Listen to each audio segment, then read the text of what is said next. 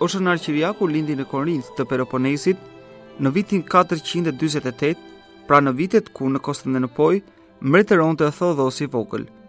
Ndërsa baba i tij, Joani, ishte prifti i kishës së Korinthit, ndërsa nëna e tij quhej Evdokia. Kjo ishte një grua shumë besimtare dhe që në moshë të vogël merrej me leximin e shkrimit të shenjtë dhe shjuej për zgjedhjen e Perëndishëm.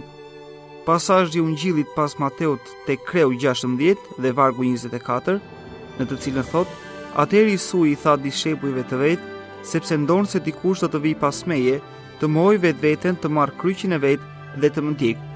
Pra ky vargu bë shkaku i nisjes së shenjtit për në Jerusalem me qëllim që t'i përkushtojë plotësisht Perëndisë.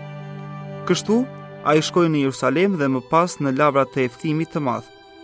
Efthimi i Madh e dorëzoi Murg dhe më pas e dërgoi tek një asket të quajtur Gjerasim. Pas 9 vjetësh, Gjerasim i fjeti dhe Qiriako u kthye përsëri në lavra, ku me shumë zell kultivonte të gjitha virtytet e krishtera. Më pas ai shkoi në manastirin e quajtur Luka, në të cilin qëndroi për shumë vjet në atë vend.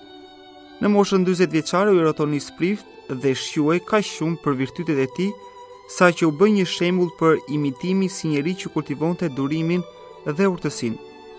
Ai ku prej andej në moshën 70 vjeçare. Shenjti shkonte në manastire të ndryshme dhe skite, ku jetonte vetëm me lutje dhe kreshmim.